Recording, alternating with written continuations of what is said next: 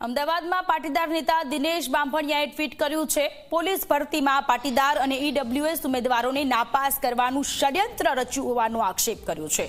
વર્ષ 2025ની ભરતીમાં પાસ થયેલા ઉમેદવારોને 2026ની ભરતીમાં બાકાત રખાતા વિવાદ થયો છે। અધિકારીઓએ ઉમેદવારોને અપમાનિત કર્યા હોવાનો પણ આક્ષેપ છે। અગાઉ પાસ થયા બાદ આ વર્ષે ઊંચાઈ ઓછી બતાવતા ઉમેદવારોમાં રોષ। ઉમેદવારો હવે પુરાવા સાથે નાયબ મુખ્યમંત્રી હર્ષ સંઘવીને રજૂઆત કરશે। પાટીદાર ઉમેદવારોએ ભરતી પ્રક્રિયા અંગે ન્યાયની માંગ કરી છે।